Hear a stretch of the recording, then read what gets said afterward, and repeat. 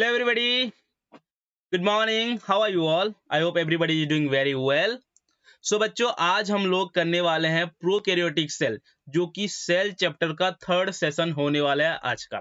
So once again welcome you to all my YouTube channel Beat Biology. Let's begin. So आज करेंगे बच्चों हम prokaryotic cell. Prokaryotic cell के बारे में बच्चों बहुत सारी चीजें हम लोगों ने ऑलरेडी बात कर लिए हैं. ओके तो आज इसके बारे में डिटेली बात करेंगे. प्रोकैरियोटिक सेल में कौन कौन से ऑर्गेनिज्म आते हैं, क्या क्या काम है इसका, उसका स्ट्रक्चर देखेंगे, सब कुछ एवरीथिंग. तो इसी सेशन में आप लोग को बहुत सारी चीजें मिलने वाला है information about your prokaryotic cell. और प्रोकैरियोटिक सेल बच्चों बहुत ही इंपॉर्टेंट है in the point of view of exam. Okay चलो तो प्रोकैरियोटिक सेल पढ़ाने से पहले मैं आप लोगों को कुछ चीजें बताता हूं, जैसे कि प्रोकैरियोटिक सेल कौन से किंगडम में आता है. बच्चों हमारे दुनिया में जो किंगडम दिया गया है, बहुत सारे किंगडम, 2 किंगडम सिस्टम है, 3 किंगडम सिस्टम है, 4 किंगडम सिस्टम है, 5 किंगडम सिस्टम है एंड 6 किंगडम सिस्टम है. तो ये जो किंगडम सिस्टम है इनमें से मोस्ट एक्सेप्टेबल, वाइडली जो एक्सेप्टेबल है दैट इज 5 किंगडम क्लासिफिकेशन. तो 5 किंगडम क्लासिफिकेशन में कौन से किंगडम में प्रोकैरियोटिक सेल्स वगैरह आते हैं उसके बारे में पहले बात करेंगे. 5 किंगडम क्लासिफिकेशन. आप लोग को ये बात ही पता होना चाहिए 5 किंगडम क्लासिफिकेशन किसने दिया था, कौन से साइंटिस्ट प्रपोज किए थे 5 किंगडम क्लासिफिकेशन को. This is proposed by R.H. Whittaker. Okay इन्होंने 5 किंगडम क्लासिफिकेशन को बनाया था. ओके 5 किंगडम क्लासिफिकेशन के बारे में बच्चों हम लोग सेकेंड चैप्टर 11 का सेकेंड चैप्टर जो कि बायोलॉजिकल क्लासिफिकेशन है वहां पे आप लोग डिटेली बात करोगे. ठीक है तो 5 किंगडम क्लासिफिकेशन कुछ इस तरह से डिवाइड हुआ था. देखो बताता हूं. पहला किंगडम जो है उसको किंगडम मोनेरा कहा जाता है. ओके किंगडम मोनेरा कहा जाता है. किंगडम मोनेरा के बाद आता है किंगडम प्रोटिस्टा. किंगडम प्रोटिस्टा के बाद आता है आपका किंगडम फंजाई. किंगडम फंजाई के बाद आता है आपका किंगडम प्लांटे एंड आता है आपका एनिमलिया. राइट तो 5 किंगडम है. तो सिर्फ किंगडम मोनेरा में आपका प्रोकैरियोटिक सेल आते हैं. This kingdom Monera content prokaryotic organism. और प्रोकैरियोट्स को कंटेन करता है. प्रोकैरियोट्स क्या है बच्चों, सारे सिंगल सेल्ड ऑर्गेनिज्म होते हैं. सारा का सारा क्या है, सिंगल सेल्ड ऑर्गेनिज्म है. और ये इनके पास ट्रू न्यूक्लियस नहीं होता है. प्रोकैरियोटिक पास no true nucleus. True nucleus का मतलब क्या है, एक न्यूक्लियर मेम्ब्रेन होना चाहिए, बट प्रोकैरियोटिक में जो न्यूक्लियस होता है उसमें कोई आपका न्यूक्लियर मेम्ब्रेन वाला न्यूक्लियस नहीं होता है. ओके सो किंगडम मोनेरा में सारा का दुनिया में जितने भी प्रोकैरियोटिक सेल हैं आपका किंगडम मोनेरा में आ जाते हैं. बाकी बचा kingdom protista, kingdom fungi, kingdom Plantae and kingdom Animalia.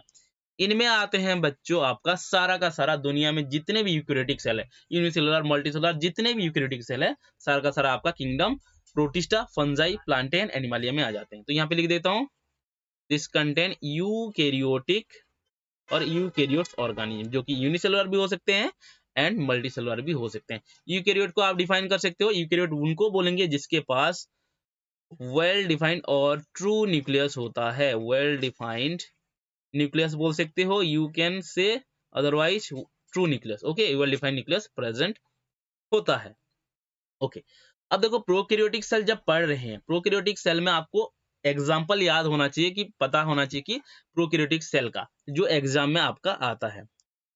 ठीक है तो पहला जो प्रोकैरियोटिक सेल का नाम बताऊंगा मैं that is bacteria.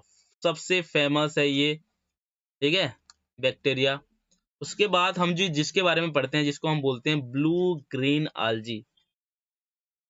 Blue green algae. Blue green algae आपका एक सियानोबैक्टीरिया है. राइट इसको हम सियानोबैक्टीरिया भी बोलते हैं. ओके दिस सियानोबैक्टीरिया और ब्लू ग्रीन आल्जी बच्चों ये आपका फोटोसिंथेटिक बैक्टीरिया है. इसको हम ऐसे बोल सकते हैं this is an oxygenic photosynthetic bacteria. Oxygenic photosynthetic bacteria. देखो बच्चों मैं यहाँ पे जितना भी चीजें बता रहा हूँ, जितना भी चीजें, एवरीथिंग, सारा का सारा चीजें आपको नीट में जितने भी बायोलॉजिकल एंट्रांस होता है, सभी चीजों में हेल्प होने वाला है। ओके, लास्ट में जो एग्जांपल आप याद करोगे, यहाँ पे एग्जांपल लिखता हूँ मैं, ठीक है, ये एग्जांपल्स के बारे में बात कर रहे हैं। लास्ट वाला जो एग्जांपल है यहाँ पे मैं जो देने वाला हूँ, दैट इज माइकोप्लाज्मा। माइकोप्लाज्मा से बहुत सारा क्वेश्चन आता है बच्चों, माइकोप्लाज्मा से बहुत सारा क्वेश्चन आता है। माइकोप्लाज्मा को आप पीपीएलओ बोल सकते हो। पीपीएलओ का फुल फॉर्म यहाँ पे मैं लिख देता हूँ, pleuro pneumonia like organism. Okay, pleuro pneumonia like organism है। इसका साइज अगर बोला जाए तो 0.3 माइक्रोमीटर इन लेंथ होता है बच्चों। इसके पास सेल वॉल नहीं होता है, नो सेल वॉल इनके पास, माइकोप्लाज्मा के पास सेल वॉल नहीं होता है। और दिस इज द स्मॉलेस्ट, सबसे छोटा, माइकोप्लाज्मा जो है सबसे छोटा स्मॉलेस्ट लिविंग सेल है ये। This is the smallest living cell in the world. Okay, समझ में आ गया? ओके, अब देखो बच्चों, जो प्रोकैरियोटिक सेल है जनरली क्या है ना, ये यूकैरियोटिक सेल से छोटा है। प्रो मतलब क्या है बच्चों? पहला, ठीक है, फर्स्ट। फर्स्ट सेल है जो पहले बने हैं इवोल्यूशन के टाइम में, अर्थ में जो पहला ऑर्गेनिज्म बना है वो प्रोकैरियोटिक सेल है। तो ये जो प्रोकैरियोटिक सेल है बच्चों, ये आपका छोटा होते हैं यूकैरियोटिक सेल के हिसाब से। तो ये बात भी छोटा मोटा चीजें लिख देता हूं, these are smaller than eukaryotes, right? Okay, और क्या इसके बारे में, ये ना एक चीज में बहुत ही फास्ट है। अपना जो सेल डिवीजन करते हैं ना प्रोकैरियोटिक सेल, मतलब खुद को जो डुप्लीकेट करते हैं, खुद का जब नंबर बढ़ाते हैं, खुद को जब मल्टीप्लाई करते हैं ना, यूकैरियोटिक सेल से बहुत जल्दी जल्दी करते हैं। एक बात आप अगर पढ़े होगे, सेल साइकिल या सेल डिवीजन पढ़े होगे, तो वहां पे आपको एग्जांपल दिया होगा ह्यूमन सेल के बारे में। ह्यूमन सेल बच्चों डिवाइड होने के लिए 24 आवर्स लेता है, 24 आवर्स। बट एक बैक्टीरिया का अगर बात करोगे तो ओनली वो 20 मिनट में वो डिवाइड हो जाता है। समझ में आ रहा है ना? तो प्रोकैरियोटिक सेल जो होते हैं, they multiply more rapidly than eukaryotes. Eukaryotic के हिसाब से देखा जाए तो ये बहुत जल्दी जल्दी मतलब रेप्लिकेट करते हैं या मल्टीप्लाई करते हैं। तो एग्जांपल अगर मैं दूं बैक्टीरिया का, एग्जांपल अगर मैं दूं बैक्टीरिया का, बैक्टीरिया आपका क्या है? एक प्रोकैरियोट है। मैं यहाँ पे ऐसे लिख देता हूँ, प्रोकैरियोट। ये 20 मिनट में मल्टीप्लाई होता है, 20 मिनट में मल्टीप्लाई होता है। ओके, बट वहीं पे अगर यूकैरियोट्स का बात करूं, अगर मैं वहां पे यूकैरियोट्स का बात करूं, जैसे कि आपका ह्यूमन सेल बच्चों लेता है आपका 24 आवर्स पर मल्टीप्लिकेशन। अगर मैं यहीं पे ईस्ट सेल का बात करूं बच्चों, बहुत सारे बच्चे होते हैं ईस्ट को मतलब क्या बोलते हैं, प्रोकैरियोट समझते हैं, लेकिन east is not a prokaryote, it is an eukaryotes. Okay, east आपका एक यूकैरियोट्स है। तो ईस्ट को मल्टीप्लाई होने के लिए 90 मिनट लगता है, राइट? तो देखा जाए तो प्रोकैरियोटिक के हिसाब से यूकैरियोटिक ज्यादा टाइम लेते हैं मल्टीप्लिकेशन के लिए, और प्रोकैरियोटिक जो है जल्दी जल्दी मल्टीप्लाई करते हैं as compare to the eukaryotes, right? Okay, अब आते हैं बच्चों, सीखते हैं, जानते हैं शेप ऑफ द बैक्टीरिया। देखो, शेप ऑफ द बैक्टीरिया को अगर बात किया जाए तो मेनली 4 तरह का शेप है आपका बैक्टीरिया का। पहला आपका स्फेरिकल बच्चों, पहला है आपका स्फेरिकल, जो कि आपका ऐसे गोल गोल होते हैं, ठीक है। इसको हम कोकस भी बोल सकते हैं, तो हम कोकस भी बोल सकते हैं। ओके, जब बहुत सारे बैक्टीरिया एक साथ होंगे, कोकस इस तरह से अगर ऐसे चेन फॉर्म के रहेंगे, करके रहेंगे, तो इसको हम बोलते हैं स्ट्रेप्टोकोकस। अगर मैं इसका एक एग्जांपल बताऊं, आप लोगों को पता भी होगा, स्ट्रेप्टोकोकस का एग्जांपल बताऊं तो स्ट्रेप्टोकोकस निमोनी, जो निमोनिया डिजीज करता है, ठीक है। और कुछ अगर बैक्टीरिया अगर ऐसे अगर क्लमजी होके ऐसे इधर उधर मतलब एक जगह में एग्रीगेट होकर रहेंगे, तो इसको हम बोलेंगे staphylococcus. Okay, staphylococcus. Okay, then spherical हो गया। देन आता है rod shape, rod shaped bacteria. तो रॉड शेप्ड कैसे होगा? इस तरह से, ये आपका एक तरह का रॉड शेप है। तो इसको हम बोलते हैं बेसिकली बेसिलस बोलते हैं। देखो, बेसिलस से भी बहुत सारे एग्जांपल आपको याद होगा, जैसे कि मैं बोलूंगा अगर बेसिलस एंथ्रास, जो कि एंथ्रासिस डिजीज करता है, राइट? तो ये है। और आपका देखें, अगर ये बैक्टीरिया अगर इस तरह से चेन फॉर्म के रहा, देखो बच्चों, जहां पे बैक्टीरिया चेन फॉर्म करके रहेंगे उसको हम स्ट्रेप्टो यूज करेंगे। तो ये बेसिलस है तो इसको हम बोल देंगे स्ट्रेप्टो बैसिलस, राइट। तीसरा तीसरा टाइप का जो सेप है दैट इज कॉमा सेप्ट। देखो बच्चों, कोमा मत समझना, this is comma, okay, comma sept. तो कॉमा सेप्ट कैसा होता है, इस तरह से, ठीक है। कॉमा सेप्ट इस तरह से होता है। इसका अगर इसको विब्रियो भी बोला जाता है। मैं अगर इसका एक प्रख्यात एग्जांपल दूं तो इसका नाम है विब्रियो कोलेरा। विब्रियो कोलेरा बच्चों जो आपको कोलेरा डिजीज करता है, राइट, ओके। चौथा जो लास्ट आपका बुक में 4 दिया है तो 4 करेंगे यहाँ पे, हालांकि और भी टाइप्स का होते हैं, ठीक है। तो ये आपका स्पिरिलम, चौथा वाला जो शेप है दैट इज स्पिरिलम। स्पिरिलम ऐसे स्पाइरल जैसे रहता है, ठीक है, ऐसे स्पाइरल जैसे रहता है, ठीक है। सो ये हो गया आपका शेप ऑफ बैक्टीरिया। तो आगे चलते हैं और भी चीजें सीखते हैं। अब सीखेंगे हम बच्चों स्ट्रक्चर ऑफ बैक्टीरिया, जो कि वेरी वेरी बहुत ही इंपॉर्टेंट है बच्चों, ठीक है। चलो तो स्टार्ट करते हैं। पहला मैं बता दूं आपको, बैक्टीरिया जो है वो 3 लेयर से बना होता है। कितने लेयर, 3 लेयर। तो पहले 3 लेयर बनाता हूं मैं, ठीक है। ये एक लेयर है, थोड़ा सा कलर चेंज करूंगा तो बेटर रहेगा, है ना। फिर आउटर में एक रहेगा, ये एक लेयर हो गया। ध्यान से फॉलो करो मेरे डायग्राम को, ये बहुत ही जरूरी है बच्चों, सीखना जरूरी है आप लोगों को, ठीक है। एक आउटर कवरिंग में लेयर होगा, ठीक, ओके। तो मैंने बोला बैक्टीरिया जो है 3 लेयर से बना होता है। सबसे आउटर मोस्ट लेयर को हम ग्लाइकोकेलिक्स कहते हैं, ग्लाइकोकेलिक्स। बच्चों डिफरेंट डिफरेंट बैक्टीरिया में डिफरेंट डिफरेंट तरह का ग्लाइकोकेलिक्स होता है। बेसिकली बैक्टीरिया में 2 तरह का ग्लाइकोकेलिक्स को देखने के लिए मिलता है। जो पहला है आपका that is slime layer, smile मत बोलना, this is slime layer, okay. कभी कभी बच्चे स्माइल लेयर भी बोलते हैं। स्लाइम लेयर जो होता है बहुत ही स्मूथ होता है, दिस इज स्मूथ, ओके। और ये एक्चुअली पॉलीसैकेराइड से बनता है, made up of polysaccharide, okay. दूसरे तरह का दिखता है ग्लाइकोकेलिक्स आपके बैक्टीरिया में, जो कि बहुत ही टॉ होता है, रिजिड होता है, जिसको हम बोलते हैं कैप्सूल, ओके। कैप्सूल आपका टॉ और यू कैन से रिजिड होता है, ठीक है। ये आपका पॉलीसैकेराइड से तो बनता है, पॉलीसैकेराइड प्लस एमिनो एसिड में भी, एमिनो एसिड भी इसके साथ रहता है। पॉलीसैकेराइड उसके साथ यू कैन से प्रोटीन और एमिनो एसिड के साथ मिलकर ये बनता है, पॉलीसैकेराइड प्लस प्रोटीन हो जाता है। तो ये टॉ हो गया। तो कुछ बैक्टीरिया में कैप्सूल प्रेजेंट होता है, कुछ बैक्टीरिया में स्लाइम प्रेजेंट होता है, ठीक है, समझ में आ गया, ओके। देन सेकेंड लेयर का बात करेंगे, अगर अगर हम सेकेंड लेयर का बात करेंगे, मिडिल लेयर। मिडिल लेयर में जो लेयर है this is very important for bacteria, ये आपका सेल वॉल है, ठीक है, this is cell wall. Cell wall बच्चों आपके कुछ बैक्टीरिया में प्रेजेंट नहीं होते, जैसे कि mycoplasma, not present in mycoplasma. मैं यहाँ पे सेल वॉल की एक और इंपॉर्टेंट बात बता देता हूँ।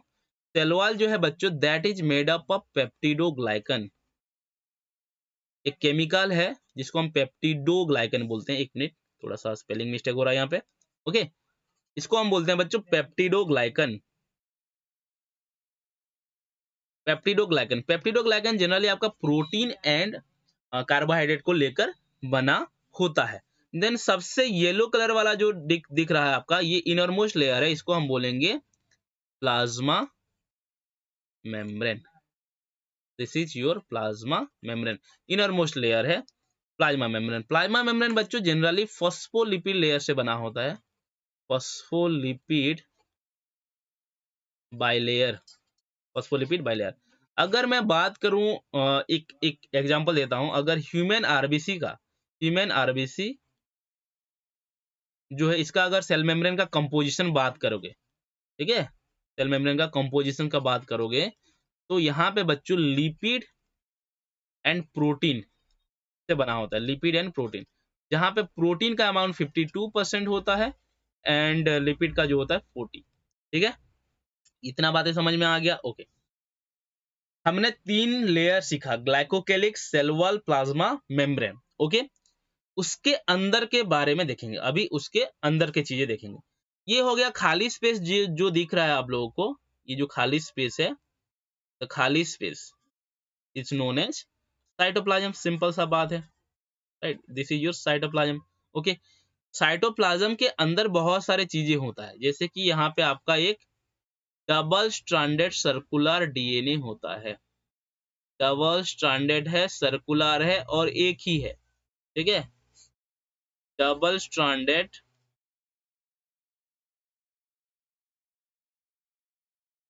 Circular DNA. ये डबल स्ट्रैंडेड सर्कुलर डीएनए का बहुत सारा नाम है बच्चों। इसको आप न्यूक्लियोइड बोल सकते हो, इसको आप जीनोफोर बोल सकते हो, इसको आप जीनोमिक डीएनए कह सकते हो, जीनोमिक डीएनए कह सकते हो। ओके, बस ये खुला रहता है, ये कोई न्यूक्लियर मेम्ब्रेन या न्यूक्लियस के अंदर नहीं रहता, तो इसको हम न्यूक्लियोइड बोलते हैं, और यू कैन से नेकेड डीएनए भी बोल सकते हो इसको। बहुत सारा नाम है इसका बच्चों, ठीक है। और ये कितना क्रोमोजोम है? सिर्फ एक ही क्रोमोजोम से बना हुआ है। कितना क्रोमोजोम बच्चों? ओनली सिंगल क्रोमोजोम है, एक ही है। ये क्वेश्चन आता है कि बैक्टीरिया में कितना जीनोमिक डीएनए होता है? सिंगल, ओनली एक सिंगल क्रोमोजोम, यहाँ पे लिख देता हूं मैं, ठीक, सिंगल क्रोमोजोम। क्लियर है इतना बात? Okay, listen. और इसके अंदर बहुत सारे ऐसे ऐसे मॉलिक्यूल छोटे छोटे होते हैं जिसको आप राइबोसोम कहोगे। क्या कहोगे? राइबोसोम कहोगे। देखो, बैक्टीरिया के अंदर नेकेड डीएनए को छोड़कर, ये डीएनए को छोड़कर और एक तरह का जेनेटिक मटेरियल होता है जो कि ऐसे सर्कुलर होता है। हालांकि ये जो सर्कुलर डीएनए है बैक्टीरिया का जिंदा रहने के लिए कोई मायने नहीं रखता है, ठीक है। अगर ऐसा नहीं है कि ये जो डीएनए में बनाया है ये वाला, अगर ये डीएनए नहीं रहेगा तो बैक्टीरिया मर जाएगा, ऐसा नहीं है। ये रहेगा भी तो चलेगा, नहीं रहेगा भी तो चलेगा। तो मैं ये बोलना चाहता हूँ कि सर्वाइवल के लिए ये डीएनए जरूरत नहीं है। और ये सर्कुलर डीएनए का नाम है आपका प्लाज्मिड। क्या है ये? प्लाज्मिड। इसको बोला जाता है बच्चों extra chromosomal, extra chromosomal, extra chromosomal small, छोटा सा होता है, small circular double stranded DNA. Okay, इसके साथ साथ यहाँ पे बच्चों कुछ कुछ पीली होते हैं, सेल के अंदर ऐसे हेयर लाइक स्ट्रक्चर होता है जिसको हम पीली बोलते हैं, ठीक है। ये एक्सटेंशन को हम बोलते हैं पीली, जो कि स्पेशल प्रोटीन से बना होता है जिनको हम बोलते हैं पीलिन प्रोटीन।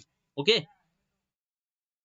फिर यहाँ पे कुछ कुछ ब्रिस्टल लाइक स्ट्रक्चर, इस तरह से ब्रिस्टल लाइक स्ट्रक्चर, छोटा छोटा ऐसे उबला हुआ स्ट्रक्चर होता है। इस ब्रिस्टल लाइक स्ट्रक्चर को हम बोलते हैं फिम्ब्री।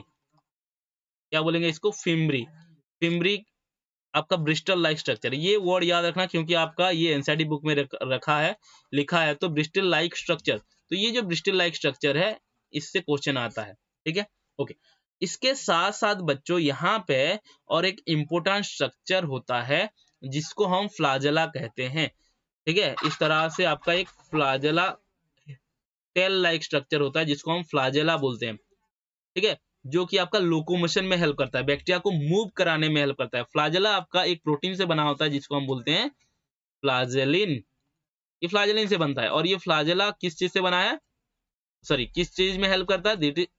लोकोमोशन में हेल्प करता है, राइट, लोकोमोशन में हेल्प करता है। तो ये ओवरऑल एक स्ट्रक्चर है बैक्टीरिया का। अब हम बात करेंगे डिटेल अबाउट द बैक्टीरिया, ठीक है, detail about the bacteria. Okay, उससे पहले ये स्ट्रक्चर देख लो। ये जो स्ट्रक्चर है आपको बहुत काम आएगा। आप लोग जब एग्जाम वगैरह में, अगर कॉलेज के एग्जाम में करोगे तो ये डायग्राम कर लेना बच्चों, ठीक है। उसके बाद यहाँ पे एक इंपॉर्टेंट बैक्टीरिया का स्ट्रक्चर दिया है बच्चों। ये जो बैक्टीरिया का स्ट्रक्चर दिया है ये आपका एनसीईआरटी बुक में दिया है। This is present in your NCERT book. तो ये जो एनसीईआरटी बुक में दिया है, यहाँ से क्वेश्चन आता है, ठीक है। क्वेश्चन दे देगा, ये डायग्राम दे देगा और बोलेगा कि आपको लेवल करना है। तो आपको तीनों चीज, यहाँ पे जो तीन चीज दिया है इनको याद रखना होगा, जैसे कि cell wall, cell membrane and DNA. तो देखो यहाँ पे ये डीएनए है, फिर आपका उसके थोड़ा ऊपर जो लेयर है उसको सेल मेम्ब्रेन, यहाँ पे जो आउटर कवरिंग दिया है उसको सेल वॉल लिखा है। लेकिन बच्चों गलती से भी आप लोग ग्लाइकोकेलिक्स नहीं लिखना है यहाँ पे। देखो हमने अभी पढ़ा था बैक्टीरिया का जो स्ट्रक्चर बनाया है 3 लेयर से बना होता है। सबसे आउटर मोस्ट लेयर को आप कैप्सूल या ग्लाइकोकेलिक्स या स्लाइम लेयर बोल सकते हो, लेकिन यहाँ पे आउटर कवरिंग क्या दिया है, सेल वॉल दिया है। तो ये स्ट्रक्चर आपको याद रखना है और वहां पे सेल वॉल लिखना है आउटर कवरिंग को, नहीं तो गलत हो जाएगा क्योंकि यहाँ पे और एक लेयर नहीं दिया है। आई होप इतना बात क्लियर है। चलो आगे चलते हैं। ओके, अब देखो जो हमने एक छोटा सा स्ट्रक्चर देखा था बैक्टीरिया में, उसके बारे में थोड़ा बात कर लेते हैं। मान लो आपका ये बैक्टीरिया है, बैक्टीरिया के अंदर एक डबल स्ट्रैंडेड सर्कुलर डीएनए होता है जिसको हम क्या बोलते हैं, प्लाज्मिड। ओके, इसके बारे में हम लोग बात करेंगे, प्लाज्मिड के बारे में बात करेंगे। ठीक है, प्लाज्मिड देखो, plasmid is not essential for the survival of bacteria. Bacteria का सर्वाइवल के लिए ये एसेंशियल नहीं है। दिस इज नॉट, यहाँ पे लिख देता हूं, this is not essential for survival of bacteria. Right, bacteria का सर्वाइवल के लिए कोई जरूरत नहीं है, पहला बात। इसको अगर मैं यहाँ पे जूम करके देखूं बच्चों ऐसे, तो ये आपका डीएनए से बना हुआ है ना। ये आपका extra chromosomal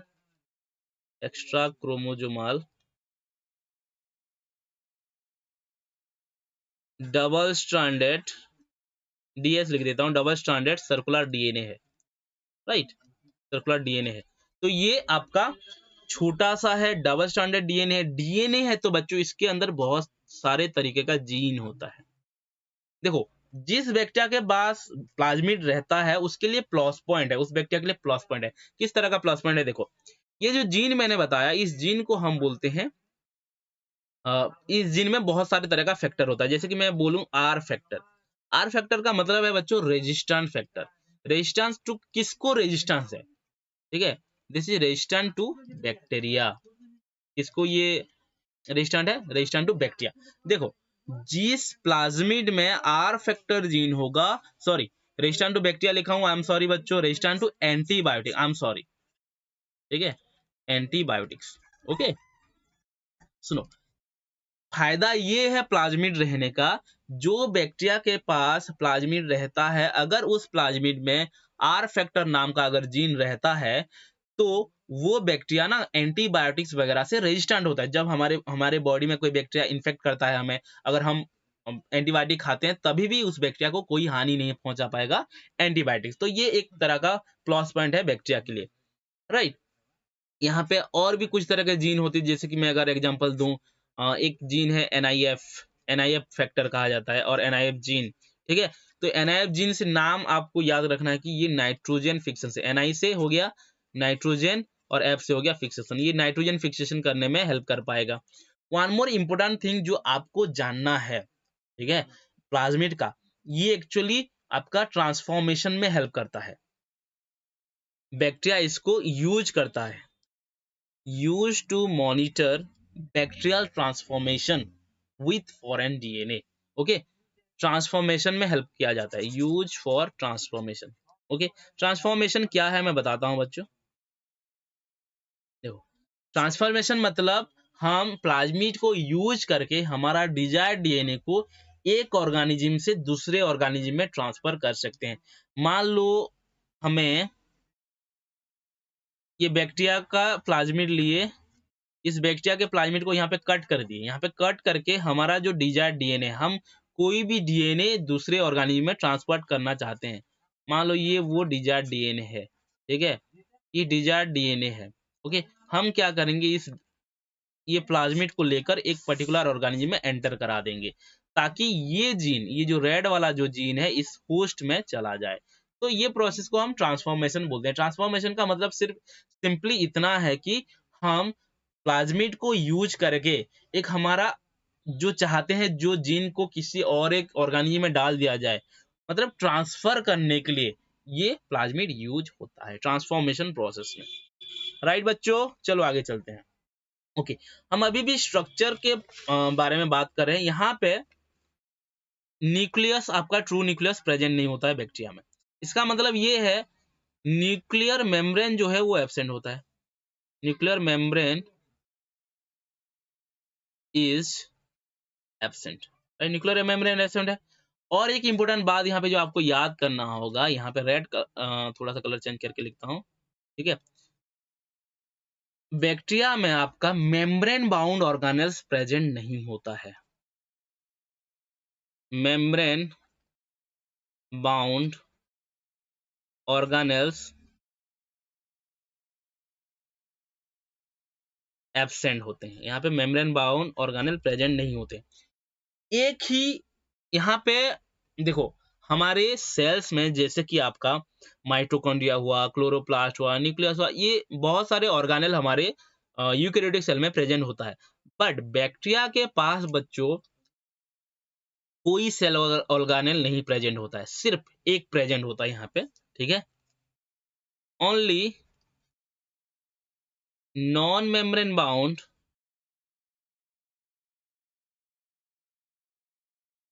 organelle is present. Example अगर मैं दूं, एग्जाम्पल है बच्चों राइबोसोम। बच्चों राइबोसोम जो है आपका यूकेरियोटिक में प्रेजेंट हो या आपका प्रोकैरियोटिक में हो, सारे जगह में ये आपका नॉन मेम्ब्रेन बाउंड होता है। इसके चारों तरफ कोई मेम्ब्रेन बाउंड नहीं होता है। ये बैक्टीरिया में जो राइबोसोम प्रेजेंट होता है वो 70S टाइप का राइबोसोम होता है। देखो ये बात अभी याद रखो, 70S टाइप का राइबोसोम क्या है। आगे जाकर हम जब राइबोसोम को डिटेली बात करेंगे राइबोसोम के बारे में, तब आपको बिल्कुल डिटेल बात पता चलेगा कि राइबोसोम क्या है, कितने तरह का होता है, सब कुछ मालूम चलेगा आप लोग को, ठीक है। ओके, अब देखो बैक्टीरिया में एक चीज होता है जिसको हम स्टोरेज बॉडी बोलते हैं। स्टोरेज बॉडी बोल सकते हो या यू कैन से इंक्लूजन बॉडी, यू कैन से इंक्लूजन बॉडी। देखो इंक्लूजन बॉडी और स्टोरेज बॉडी क्या होता है, आपके बैक्टीरिया में कुछ कुछ मॉलिक्यूल्स होते हैं, ग्रैन्यूल्स होते हैं, जो कि एक्चुअली ऑर्गेनेल्स नहीं है, वो एक्चुअली क्या है ना, जैसे कि मान लो फॉस्फेट है, फॉस्फेट स्टोर हुआ है तो उसको हम बोल देंगे फॉस्फेट इंक्लूजन बॉडी। और देखो और क्या क्या होता है, ग्लाइकोजेन होता है बच्चों, उसके साथ साथ आपको फाइकोसियानिन होता है यहाँ पे, फाइकोसियानिन, ओके। ये इस तरह का इंक्लूजन बॉडी वहाँ पे इंक्लूडेड रहता है बैक्टीरिया के सेल में, राइट। ओके, इतना बात खत्म हुआ बच्चों। अब हम बात करेंगे सेल एनवलप, मतलब बैक्टीरिया का जो सेल का एनवलप है, ठीक है। बैक्टीरिया का सेल एनवलप और सेल कवरिंग का बात हो रहा है यहाँ बच्चों। सेल कवरिंग कितना है, कितना लेयर से बना है, मैं पहले से ऑलरेडी आप लोग को बता चुका हूँ कि सेल एनवलप जो है 3 चीजों से बना है। पहला है आपका ग्लाइकोकेलिक्स, राइट, फिर आते हैं आपका सेल वॉल, फिर है आपका innermost that is plasma membrane, ठीक है। जो इन तीनों को मिलाकर हम बोलते हैं सेल एनवलप ऑफ बैक्टीरिया और cell covering of the bacteria. तो ग्लाइकोकेलिक्स इनमें जो है this is the outer most layer, this is outer most, cell wall is the middle layer, cell wall is middle layer and plasma membrane is innermost layer, ठीक है, it is innermost. Clear है, इन तीनों को मिलाकर हम क्या बोलेंगे, cell envelope बोलेंगे, सेल एनवेलप बोलेंगे, ओके। तो हम अब क्या करेंगे, एक एक करके सारी चीजों को स्टडी करेंगे। पहला देखेंगे हम ग्लाइकोकेलिक्स, सबसे आउटर मोस्ट लेयर है ग्लाइकोकेलिक्स, ठीक है, ग्लाइकोकेलिक्स, ओके। बच्चों ग्लाइकोकेलिक्स जो है, ग्लाइकोकेलिक्स आपका एक चीज से बना है that is composed of mucus और यू कैन से पॉलीसैकेराइड। मैंने कुछ देर पहले बताया था पॉलीसैकेराइड से बना है, ओके। ये इसका काम क्या है glycocalyx, that protects the cell, cell को ये प्रोटेक्ट करता है, कौन से सेल को, बैक्टीरिया को, प्रोटेक्ट्स द सेल, ओके। और क्या करता है, हेल्प इन एडेशन, बैक्टीरिया को चिपकने में हेल्प करता है, हेल्प इन एडेशन। मान लो हमें कोई बैक्टीरिया इन्फेक्ट कर रहा है या हमारे बॉडी में कोई बैक्टीरिया आया, हम तो नहा लेते हैं तो बैक्टीरिया चला जाना चाहिए, हम नहाने के बाद भी क्यों बैक्टीरिया नहीं जा पाता, क्योंकि इनके पास अगर ग्लाइकोकेलिक्स है तो हमारे बॉडी में ऐसे चिपक जाएगा, ठीक है, समझ में आ रहा है, ओके। अब देखो बच्चों ग्लाइकोकेलिक्स जो है 2 तरह का है, ये बात भी मैंने बताया था अभी कुछ देर पहले। ग्लाइकोकेलिक्स आपका दो तरह का है। एक है आपका स्लाइम लेयर, स्माइल मत बोलना, this is slime layer, okay, बार बार बोल रहा हूँ, स्लाइम लेयर है ये। देन दूसरा आता है आपका कैप्सूल, ओके, ठीक है। तो इन दोनों के बीच में क्या डिफरेंस है, क्या बातें हैं, वो बात थोड़ा देख लेते हैं। पहला मैं बात बता दूं कि ये जो स्लाइम लेयर होता है पतला होता है, लूज होता है, लूज कवरिंग है। बट कैप्सूल जो होता है थिक होता है एंड टॉ होता है, मतलब बहुत ही रिजिड होता है ये, राइट, ओके। ये क्या करता है slime layer, protect the cell, इस सेल को प्रोटेक्ट करता है, प्रोटेक्ट द सेल। अगर कैप्सूल का बात करें तो ये ना बैक्टीरिया को एक गमी जैसे स्टिकी कैरेक्टर प्रोवाइड करता है, provide sticky character, provide sticky character, okay. Sticky character provide करने का क्या फायदा है, ताकि ये क्या कर सके, सेल में, होस्ट के सेल में, टिश्यू में या रॉक में ये क्या करे, अटैच हो पाए, राइट, ओके। देन इसका कंपोजिशन अगर बात करें, कौन कौन से चीज से बना है, कंपोजिशन, स्लाइम लेयर बच्चों कंपोजिशन का बात करें तो ये पॉलीसैकेराइड से बना है, पॉलीसैकेराइड से बना है। अगर वही मैं अगर कैप्सूल का कंपोजिशन का बात करूं तो this is made up of polysaccharide and protein, और you can say amino acid, right, ठीक है, इतने चीजों से बना हुआ है, ठीक है, ठीक है बच्चों, ओके। अब बच्चों हम सेल वॉल को देखते हैं, ठीक है, cell wall, okay, just a minute, हाँ, सेल वॉल सेकेंड लेयर है आपका सेल वॉल। पहला आउटर मोस्ट हो गया ग्लाइकोकेलिक्स, अब आता है middle layer, that is cell wall. This is glycocalyx, this is glycocalyx and middle layer क्या है आपका, cell wall, right. Cell wall बच्चों, सेल वॉल एक्चुअली आपका बहुत ही इंपॉर्टेंट रोल प्ले करता है। सेल वॉल आपका क्या करता है, शेप प्रोवाइड करता है, determine the shape of the bacteria, determine the shape of bacteria, bacteria का शेप प्रोवाइड करता है। और क्या करता है, एक बात बताता हूं, ये आपका स्ट्रक्चरल सपोर्ट भी प्रोवाइड करता है, this provide structural support, this provide structural support, right, okay. Then ये आपका बैक्टीरिया को बचाता है फ्रॉम कोलैप्सिंग, बस्ट होने से। देखो कभी कभी बैक्टीरिया ना पानी में रहेंगे तो पानी में ज़्यादा, अगर उनके बॉडी में पानी अगर ज़्यादा चला जाएगा तो बैक्टीरिया पानी की वजह से, ज़्यादा पानी की वजह से फूलकर फट सकता है, उससे बचाता है सेल वॉल, ओके। तो prevent the bacteria from bursting और you can say collapsing, collapsing से बचा देता है, ठीक है, समझ में आ गया, ओके। ये आपका सेल वॉल का नेचर है बैक्टीरिया का, ठीक। और भी बातें करेंगे, एक एक चीज बात करेंगे, ठीक है, don't worry, okay. Cell wall का कंपोजिशन, सेल वॉल का क्या करेंगे अभी, कंपोजिशन देखेंगे, किस किस चीज से बना है। सेल वॉल ना आपका एक केमिकल नाम है जिसको हम पेप्टिडोग्लाइकेन बोलते हैं, ठीक है, म्यूरेन बोलते हैं, इसको म्यूरेन बोल सकते हो, म्यूकोपेप्टाइड बोल सकते हो, ठीक है, म्यूकोपॉलीसैकेराइड बोल सकते हो, ठीक है। तो लेकिन ये जनरली देखा जाए तो पेप्टिडोग्लाइकेन आपका एक प्रोटीन का पार्ट है, प्रोटीन प्लस कार्बोहाइड्रेट से ये बना है, ठीक है, प्रोटीन प्लस कार्बोहाइड्रेट से बना है, ओके।